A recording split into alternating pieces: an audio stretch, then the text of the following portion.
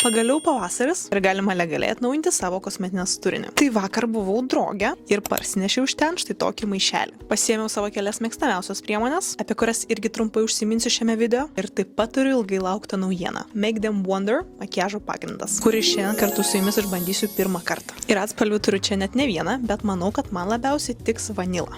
Tai manau, kad reikia pradėti nuo aprašymo ir kas tai yra per produktas. Tai NYX Professional Makeup sako, ar tai makiažo pagrindas, ar tai tiesiog tobula veido oda. Šis švelnus matinis makiažo pagrindas turi padengti viską. Tačiau yra nejuntamas ant odos. Žodžiu, manau, kad nieko nelaukiam ir keliaujam prie testavimo. Ir tam reikia užsidėti lankelį. Tekstūra yra gana tiršta. Šiaip šio makiažo pagrindo sudėtis yra papildyta vitaminu C, kuris užtikrina tą odos spindesį. Dabar dengsiu pusę veido, kad ryškiai matytumėm skirtumą.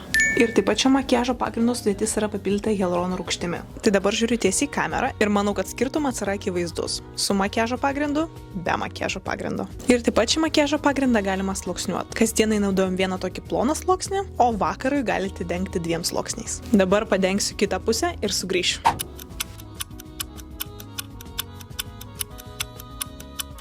Na, manau, kad dabar reikia užbaigti makiažą. Kol kas man tikrai patinka. Oda yra tikrai gerai pamaskuota, bet nėra apsunkusi. Bet manau, kad reikia vis tiek užbaigti makiažą ir tada jau galėsiu pasakyti savo pirmą tą tikrą nuomonę. Ir prieš tai noriu parodyti dar 2 priemonės iš NYX Professional Makeup, kurias irgi parsinešiau iš draugo. Tai pasiėmiau savo pamėgtą maskuoklį. Bear With Me. Čia mano yra pats mėgstamiausias visų laikų maskuoklis.